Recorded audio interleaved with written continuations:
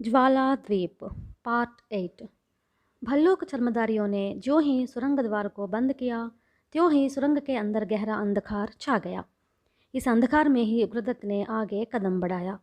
पैर फिसल जाने के कारण वह गिरने को हुआ, लेकिन एक भल्लूक चर्मधारी ने उसका कंधा पकड़कर उसे थाम लिया और समझाया, जल्दबाजी से दुर्घटना हो सकती है। हम 20 सीढ़ियाँ उतरने के बाद ही सुरंग के तल तक पहुँच सकते हैं, इसलिए जल्दी ना करके धीरे से ही काम लो। देखो, यह प्रकाश हमें रास्ता दिखाएगा। यह कहकर उसने अपने चर्म वस्त्रों के नीचे से धक धक चमक रही एक मणि को निकाला। उसके साथियों ने भी अपनी चमकती मणियाँ निकाल ली और सब सीढ़ियाँ उतरने लगे। भल्लूक चर्मधारियों के हाथों में अद्भुत प्रकाश फैलने वाली इस मणियों को देखकर उग्रदत्त विस्मित हो उठा। शायद इनके पास अंधेरे में रास्ता दिखाने वाले दीप स्तंभ, मोमबत्तियों आदि नहीं है, इसलिए ये इन अमूल्य मणियों को प्रकाश के लिए काम में लाते हैं। पर मणियों को दीपक बनाने वाले लोग साधारण नहीं हो सकते। उग्रदत्त के अंदर अनेक विचार चल रहे थे। उग्रदत्त ने अपनी जिज्ञासा शांत करने के लिए उन लोगों से पूछा, क्या इस द्वीप में तेल नहीं मिलता? रोशनी के लिए इन मणियों को छोड़कर क्या आपके पास कोई दूसरा साधन नहीं है? तेल? वह क्या चीज़ होती है? हाँ हाँ, यहाँ पर गुलामों के रूप में आए हुए तुम्हारे देशवासियों के मुंह से हमने यह नाम सुना है, एक भल्लूक चर्मधारी ने कहा। उग्रदत्त अपने मन में इस विचित्र द्वीप के बारे में सोचने लगा। उसे भाग चर्मधारियों के हाथों में बंदी बने अपने मित्र रुद्र और अरुद्र की याद आने लगी। वह सामंत राजा सुदर्शन की पुत्री चंद्रलेखा के बारे में भी सोचने लगा। राजकुमारी के साथ वे दुष्ट लोग कैसा बर्ताव कर रहे होंगे, पता नहीं। राजकुमारी की कैसी दशा होगी। उग्रदत्त अनेक सोच विचारों के बीच डूबता उतरता सुरंग के तल तक पहुंच गया। सुरंग की चौड़ाई 1 गज से अधिक नहीं थी और ऊंचाई भी कहीं 5 फुट तो कहीं 10 फुट थी। कुल मिलाकर सुरंग को एक संकरा मार्ग की कहा जा सकता है। यह सुरंग कहाँ तक जाती है? कहीं तुम लोग मुझे गुलाम के रूप में बेचने के लिए तो नहीं ले जा रहे? कहीं तुमने मुझे इसलिए तो भाग चर्मधारियों के हाथों से नहीं बचाया? उग्रदत्त ने उद्विग्न होकर पूछा। वह अभी तक समझ नहीं सका कि भल्लूक चर्मधारियों को मित्र समझे या शत्रु। उग्रदत्त के प्रश्न पर एक भल्लूक चर्मधारी हंस पड़ा। दूसरे ने क्रुद्ध होकर डांट बताई। तीसरे ने उग्रदत्त की तरफ तीक्ष्ण दृष्टि डालकर कहा, अगर तुम्हें गुलाम बनाने के लिए ले जाना होता तो तुम्हारे आंखों पर पट्टी बंदी होती ताकि तुम इस सुरंग मार्ग से परिचित न हो सके। हम लोग मनुष्यों को गुलामों के रूप में काम में नहीं लाते, फिर भी सभी मानवों पर भी विश्वास नहीं किया जा सकता।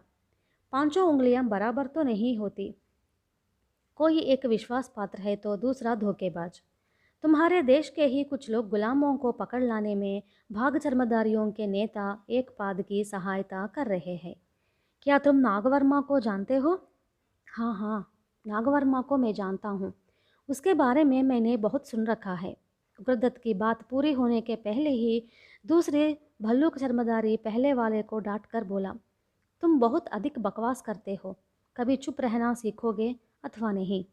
क्या तुम हमारे नेता की चेतावनी भूल गए? इतना सुनते ही पहला भल्लूक चर्मधारी एकदम चुप हो गया। अब सब चुपचाप चलने लगे। उग्रदत्त समझ गया कि इन लोगों को इनके नेता का क्या निर्देश है।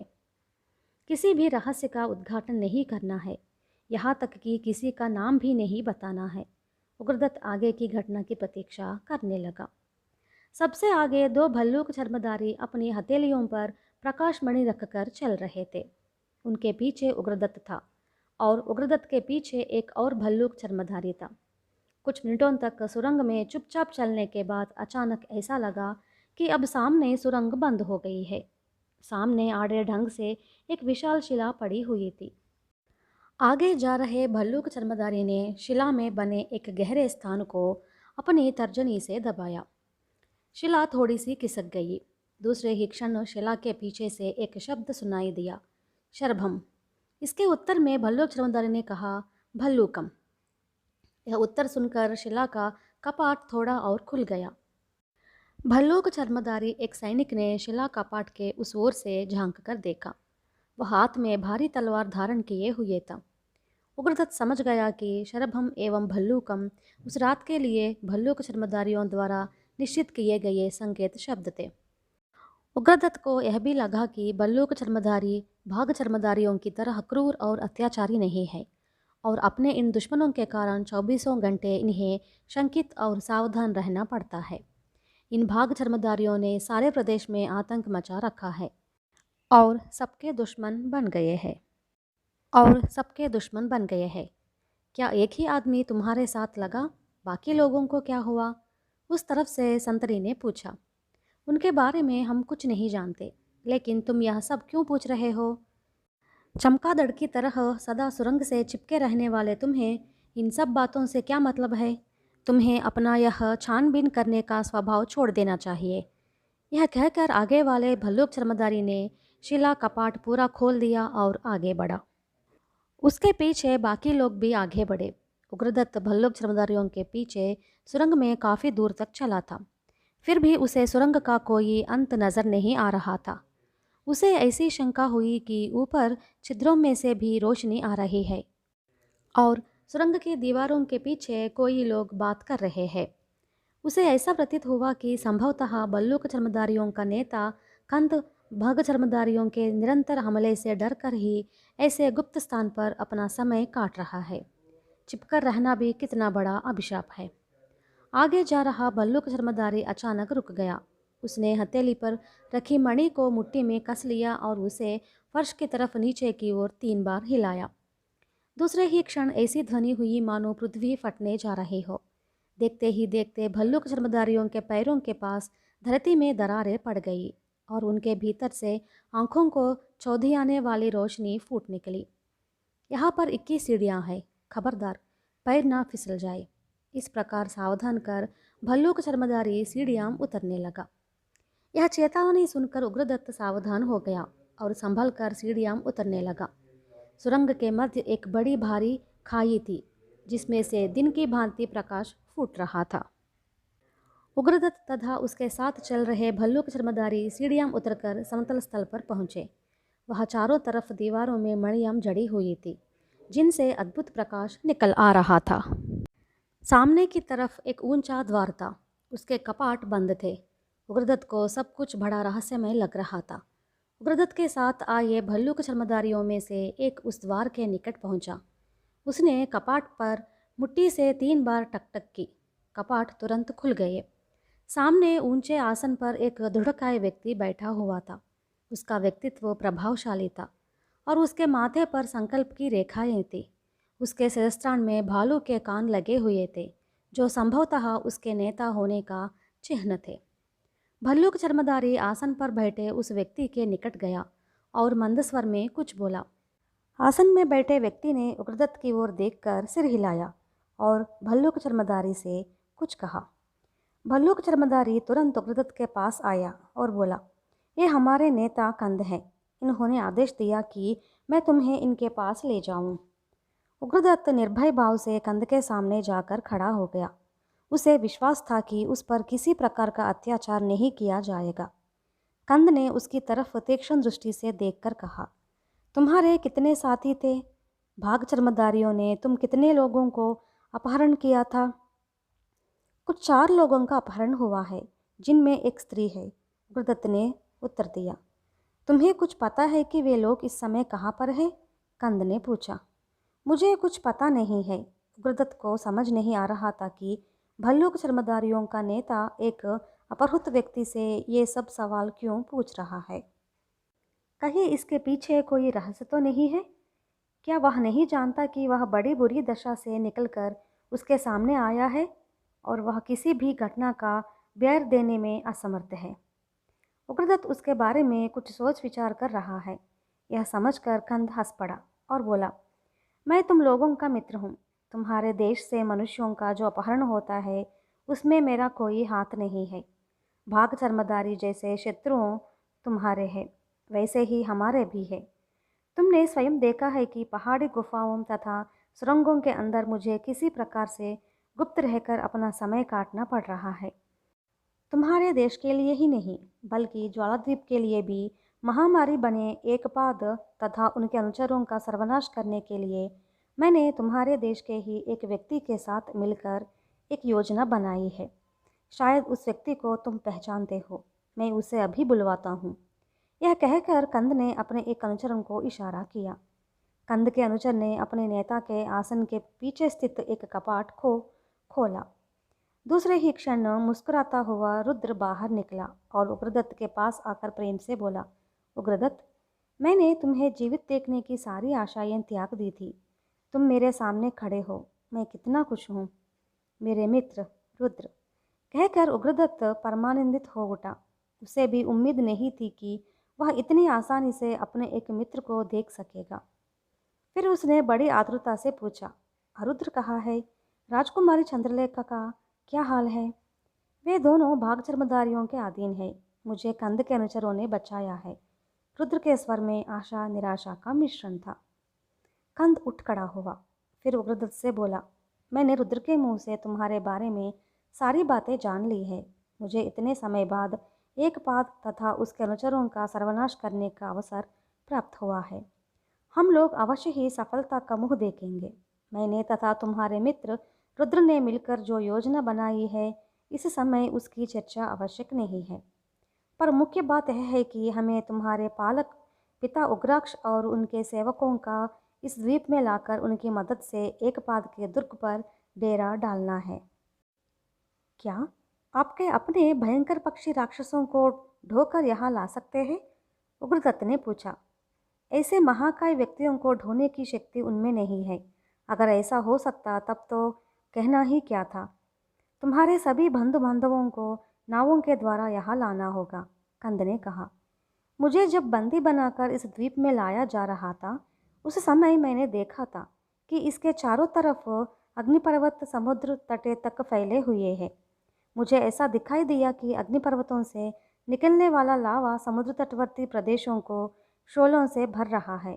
मैं नहीं समझ सकता कि लावा युक्त इन प्रदेश में नावों को किनारे तक लाया जा सकता है।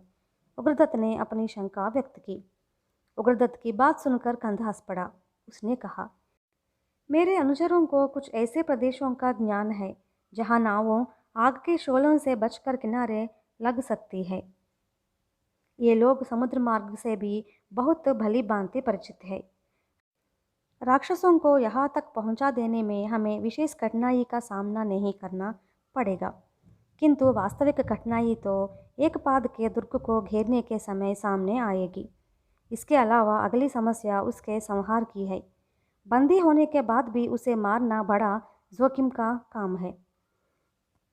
कंद की कुछ बातों तो उग्रदत्त की समझ में आ गई, पर वह एकपाद को लेकर कंद के अंतर्द्वंद को नहीं समझ सका। बंदी होने पर भी एकपाद कैसे खतरनाक हो सकता है? उग्रदत्त कुछ समझ नहीं सका। वह प्रतीक्षा कर रहा था कि कंद स्वयं ही सब स्पष्ट कर देगा। उग्रदत्त की उलझन देखकर कंद उसे एक गुप्त सुरंग मार्ग से पहाड़ के ऊपर ले गया और बोला, देखो, उन शोलों के बीच स्थित वह एकपाद का दुर्ग है। यहाँ से देखने पर ऐसा प्रतीत होता है कि यह दुर्ग शोलों के बीच स्थित है, पर वास्तव में ऐसा नहीं है।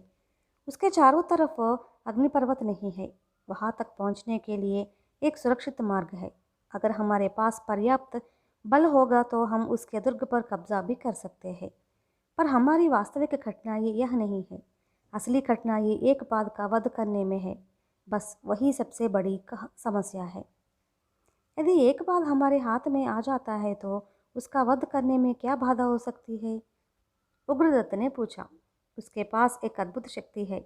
वह यह कि अगर एकपाद किसी का खून देख ले या उसका खून किसी की दृष्टि में आ जाए तो वह मनुष्य निश्चय ही मर जाएगा, कंद ने कहा।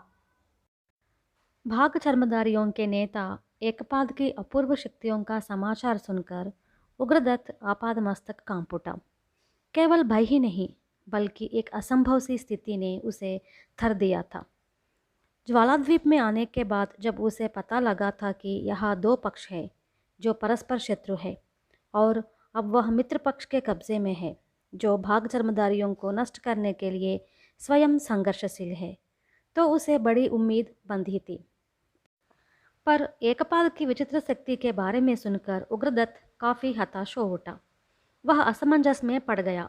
एक बात का अंत किए बिना वह तथा उसके मित्र भी ज्वालाद्वीप से बाहर नहीं जा सकते थे।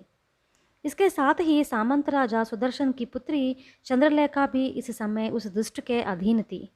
अब बड़ा विकट सवाल सामने था। रक्त बहाए बिना एकपाद का वध कैसे संभव हो? कौन करे इस असंभव कार्य को?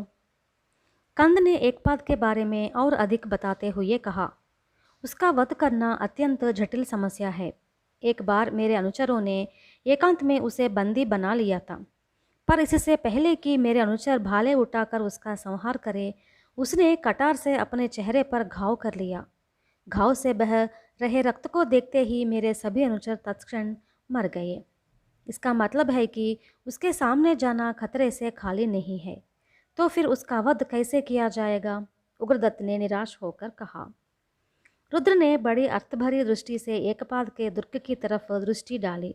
फिर कहा, यदि हम एक बार उस दुर्ग को घेर ले तो फिर इस बात पर विचार किया जा सकता है कि उसका वध कैसे किया जाए। अब कोई ना कोई उपाय अवश्य निकल आएगा। हमारे नेता उग्राक्ष बड़े ही चतुर है। वे न केवल शक्तिशाली और बलशाली है, पर उन्होंने कई बार बड़ी जटिल समस्याओं का सामना किया है और विजय प्राप्त किया है। उग्रदत्त ने अपने मन में सोचा, शायद रुद्र को मेरे पोषक पिता के जीवन का कोई मोह नहीं है। ये लोग चाहते हैं कि मैं हर हालत में उग्राक्ष से सहायता मांगूं। फिर जो भी हो, ये अच्छी तरह जानते हैं कि उग्राक्ष मेरा नाम सुनते ही कुछ भी करने के लिए न केवल तैयार हो जाएंगे, बल्कि उसके लिए कोई भी मूल्य देने से पीछे न हटेंगे। इन्हें यह भी विश्वास है कि प्राणों का भय न रखने वाले शक्तिशाली राक्षसों की सहायता के बिना भयंकर पक्षियों तथा भाग चर्मधारियों से टक्कर नहीं ली जा सकती। उग्रदत्त यूं विचार कर ही रहा था कि कंद ने उसके समीप आकर कहा, उग्रदत्त, तुमने क्या निर्णय लिया है? तुम्हारे पोषक पिता उग्राक्ष के पास सहायता की मांग करते हुए संदेश भेजा जाए अथवा नहीं? उनके पास किसे भेजा जाए? क्या मैं ही जाऊं? उग्रदत्त ने पूछा। कंद उत्तर दे। इससे पहले ही रुद्र ने आगे बढ़कर कहा, आप मुझे जाने की अनुमति दीजिए। मैं कपिलपुर जाकर यहाँ के समाचार सुनाकर सहायता ले आऊँगा। उग्रदत्त एवं कंद दोनों ने ही उसे अनुमति प्रदान की। इसके बाद कंद ने अपने एक अनुचर को बुलाकर उसे आदेश दिया कि रुद्र को भयंकर पक्षी पर बिठाकर उसे कपिलपुर राज्य के जंगलों पर उतार दे। तब चेतक नाम के उस सेवक ने कुछ हताश स्वर में कहा, नायक, आप तो जानते ही हैं, जब से उग्रदत्त रुद्र और अरुद्र को भाग धर्मधारियों ने बंदी बनाया है और उन्हें इस द्वीप में लाया गया है, तब से सारे राक्षस संगठित होकर रात दिन इन भाग धर्मधारियों और पक्षियों के लिए पहरा दे रहे हैं। हमें भयंकर पक्षी पर देखते ही वे हम पर हमला बोल देंगे और हमारा संदेश सुनने से पहले ही हमें मार डाले। उग्राक्ष ने कुछ क्षण सोचकर कहा, तब तो एक उपाय करना होगा। रुद्र को आकाश से ही किसी ऐसी चीज़ को नीचे गिराना होगा जिससे उसका परिचय प्रकट हो जाए। उसके बाद ही उसे जंगल में उतरना चाहिए। यह सच है कि रुद्र अरुद्र के साथ मेरे अचानक गायब हो जाने के कारण राक्षसों में अत्यंत आक्रोश फैला होगा और वे पिता उग्राक्ष की आज्ञा से भाग चर्मधारियों और उनके भयंकर पक्षियों के लिए रात दिन पहरा दे रहे होंगे। मैं ऐसा करता हूँ। मैं पिता उग्राक्ष के नाम जो पत्र लिख रहा हूँ, अगर उसे किसी भारी चीज़ के सहारे पहरा दे रहे राक्षसों के पास गिराकर उन तक पहुँचा दिया जाए तो उन्हें सारी वास्तविक स्थिति का बोध हो जाएगा और रुद्र वहाँ निरापाद उतरकर सब कुछ स्पष्ट कर देगा। यह उपाय कंद एवं रुद्र तथा अन्य सबको काफ़ी कारगर प्रतीत हुआ। इसके बाद कंद ने अपने अनुचर एवं रुद्र को आवश्यक निर्देश देते हुए कहा, यात्रा के लिए आवश्यक तैयारियां करो, सुबह ही निकलना होगा। इसके बाद वह उग्रदत्त को विश्राम के लिए शयनगार दिखाकर चला गया।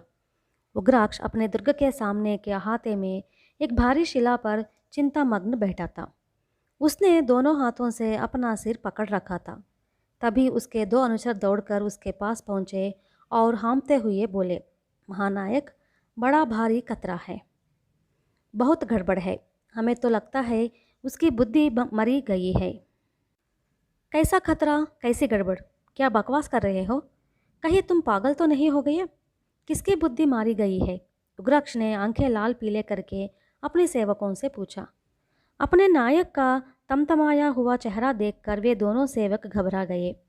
फिर किसी तरह साहस बटोरकर कंपित स्वर में बोले, महानायक, कोई ज्वालाद्वीपवासी दिन दहाड़े हमारे जंगल के ऊपर उड़ रहा है और भयंकर पक्षी को नीचे उतारने की कोशिश कर रहा है। हमारे साथियों ने उस पर बाण और गदा फेंके, पर कोई परिणाम ना निकला। ना तो वह भागने की कोशिश कर रहा है और ना हमारे भय से नीचे उतरने की। उसने गटरे की तरह बंधी कोई चीज़ नीचे गिराई है और वह स्वयं अभी तक ऊपर उड़ान भर रहा है। क्या चीज़ गिराई है? क्या तुम उसे लेकर आए हो? उग्राक्ष ने कड़े स्वर में पूछा। वह कहीं पेड़ों के बीच गिर गई है। हमारे साथी उसकी खोज कर रहे हैं, राक्षस अनुचरों ने कहा। वह चीज़ ही नहीं खोई, तुम्हारी बुद्धि भी खो गई है। चलो जल्दी चलो, वह जगह मुझे दिखाओ। उग्राक्ष ने हुंकार भरी और उन सेवकों के साथ चल पड़ा। उग्रदत्त के लापता हो जाने के बाद से उग्राक्ष को बात बात पर गुस्सा आता था। उग्राक्ष जंगल में कुछ ही दूर चला था कि उसने देखा एक ऊंचे टीले के पास एक वृक्ष के नीचे कुछ राक्षसगण और प्रजा के लोग कोलाहल कर रहे हैं। उसी प्रदेश के ऊपर भयंकर पक्षी वृत्ताकार चक्कर खाता हुआ उड़ान भर रहा था। उग्राक्ष को अपनी ओर आता हुआ देखकर भीड़ में से एक राक्षस और दो जन उसके सामने दौड़कर आए। राक्षस के हाथ में एक छोटा सा रंगीन वस्त्र और लकड़ी में लिपटा एक पत्र था। महानायक, उस भयंकर पक्षी पर 3 आदमी सवार है, पर बड़े आश्चर्य की बात है, वे भाग चर्मधारी नहीं है। उनमें से 2 व्यक्ति भल्लूक चर्मधारी है। कह नहीं सकते कि भाग चर्मधारी ही कहीं हम लोगों को धोखा देने के लिए चाह वेश धारण कर आए हो। उन भल्लूक चर्मधारियों ने ही इन चीज़ों को नीचे गिराया है। यह कहकर राक्षस ने लकड़ी से लिपटा पत्र तथा एक वस्त्र उग्राक्ष के हाथ में दे दिया। उग्राक्ष ने उन चीज़ों को गौर से देखा, फिर पत्र खोलकर कहा, अरे मूर्खों, क्या तुम्हारी बुद्धि मारी गई है? तुम मनुष्यों की लिखी भाषा पढ़ने के लिए मुझे यह पत्र दे रहे हो? इसके बाद उग्राक्ष ने एक सभ्य से दिखते मनुष्य को संबोधित कर कहा, अरे नरमानव, ज़रा इन लकीरों को मुझे पढ़कर सुना देना। यह कहकर उसने उस पत्र को पास खड़े मनुष्य को पकड़ा दिया। वह मनुष्य सारा पत्र पढ़कर आनंद और आश्चर्य से भर गया। उसने खुश होकर कहा, राक्षसराज, यह पत्र तुम्हारे पोषित पुत्र उग्रदत्त ने लिखा है। वह इस समय ज्वालाद्वीप में है। उस भयंकर पक्षी पर सवार जो 3 मनुष्य है, उनमें एक रुद्र है, बाकी दोनों भल्लूक का चर्मधारी है, जो हमारे मित्र है और तुम्हारे लिए कोई संदेश लेकर आए हैं। ओह, मेरा उग्रदत्त जिंदा है। मैं तो जानता ही था कि वह अवश्य जीवित होगा और एक ना एक दिन मेरे अरण्य राज्य में लौट आएगा। पर वह स्वयं क्यों नहीं आया? अपने बदले रुद्र को क्यों भेजा? क्या वह नहीं चाहता मैं उससे मिलने के लिए कितना विकल हो रहा हूँ? पता नहीं वह कैसा होगा। खैर, रुद्र से ही पूछूंगा। तुम लोग भयंकर पक्षी पर सवार उन लोगों को नीचे उतरने का संकेत दो। उग्राक्ष ने उतावली दिखाकर कहा। उग्राक्ष का आदेश पाकर फिर एक बार सब में हलचल मच गई। राक्षस तथा मानव प्रजा के लोग पेड़ों और टीलों पर चढ़ गए और लंबी डालों को हिला हिलाकर भयंकर पक्षी पर सवार लोगों को नीचे उतर आने का इशारा करने लगे। भयंकर पक्षी अधोमुख हो नीचे की तरफ उड़ने लगा और उग्राक्ष से कुछ दूर धरती पर उतर गया। पक्षी के ऊपर से रुद्र उछलकर नीचे कूद पड़ा। अपने लोगों को देखकर रुद्र की खुशी का ठिकाना नहीं रहा। वह किलकारी मारता हुआ उग्राक्ष के पास दौड़ चला आया। रुद्र को देख उग्राक्ष आनंद से भर गया। उसने रुद्र को अपने दोनों हाथों में ऊपर उठा लिया और प्यार से झुलाकर उसे नीचे उतारकर पूछा, उग्रदत्त कुशल से तो है ना? वह तुम्हारे साथ क्यों नहीं आया? अरुद्र का क्या हाल है? महानायक, उग्रदत्त कुशल से है। अरुद्र और कपिलपुर के अधीनस्थ राजा सुदर्शन की पुत्री चंद्रलेखा भाग चर्मधारियों के हाथों बंदी हो गए हैं।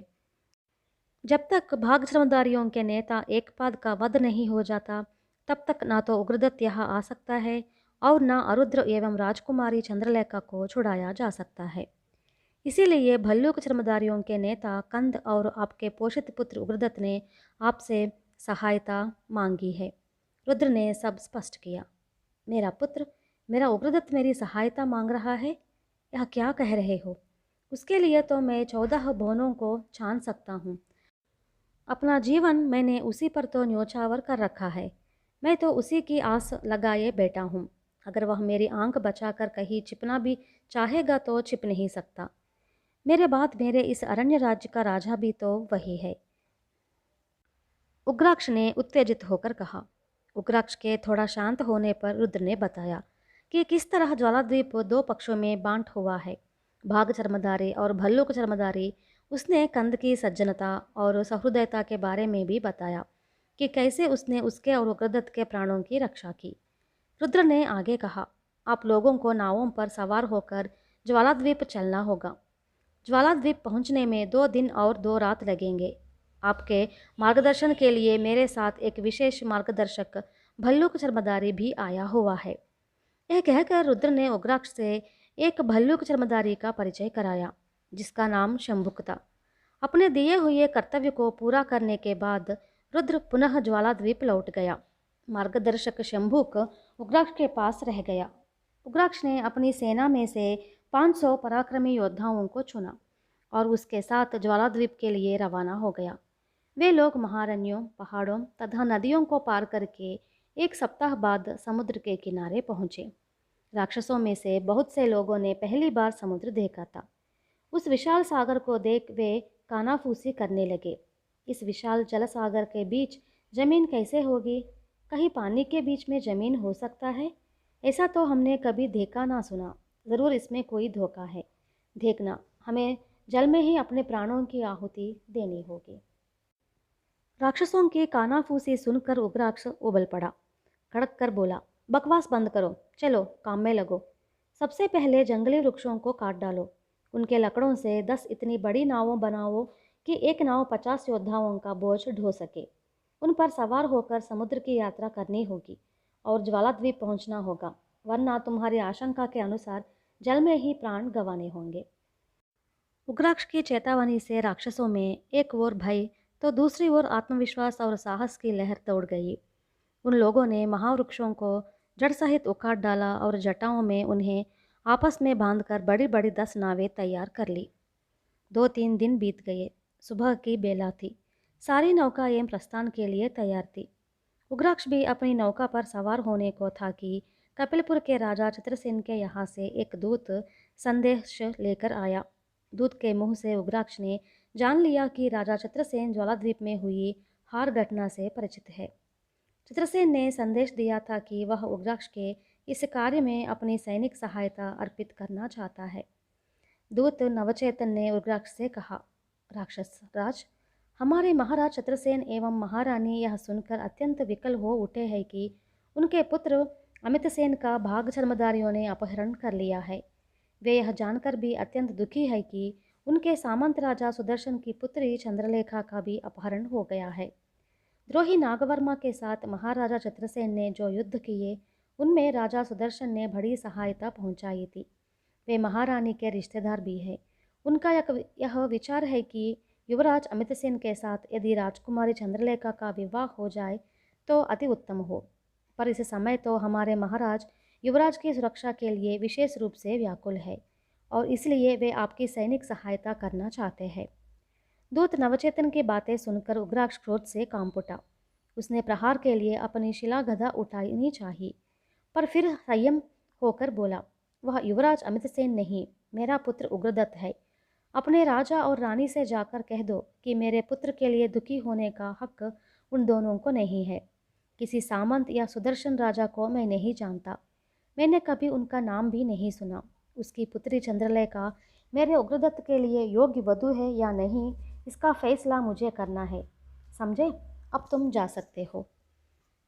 दूत नवचेतन ने सोचा कि उग्राक्ष को समझाने का प्रयत्न करना जान पर खेलने जैसा है। वह भाग खड़ा हुआ। इसके बाद उग्राक्ष का आदेश पाकर राक्षसों ने नावों को कुछ दूर तक समुद्र में खींचा। फिर पशुओं के चमड़े से निर्मित पालों को वायु की अनुकूल दिशा में ऊपर उठा दिया। सबसे आगे की नाव में मार्ग दिखाने के लिए आया हुआ भल्लुक चर्मधारी शंभुक था। राक्षसों की नावें पूर्वी दिशा में बढ़ चली। 1 दिन और 1 रात बिना किसी कतरे के बीत गए। नाव काफ़ी दूर निकल गई थी। अभी तक कोई बाधा सामने नहीं आई थी। समुद्र और हवा दोनों ही अनुकूल थे। पर आगे जाने पर राक्षसों ने सूर्योदय के समय अचानक देखा कि कुछ दूर पर समुद्र से आग के शोले उठकर आसमान छू रहे हैं। कुछ राक्षस ज्वाला द्वीप कहकर बड़ी जोर से चिल्ला उठे। इसके बाद राक्षसों ने देखा कि द्वीप की दिशा से एक छोटी और काली आकृति उनकी ओर बड़ी चली आ रही है। देखते ही देखते वह आकृति बड़ी हो गई और नावों के ऊपर मंडराने लगी। वह एक पक्षी था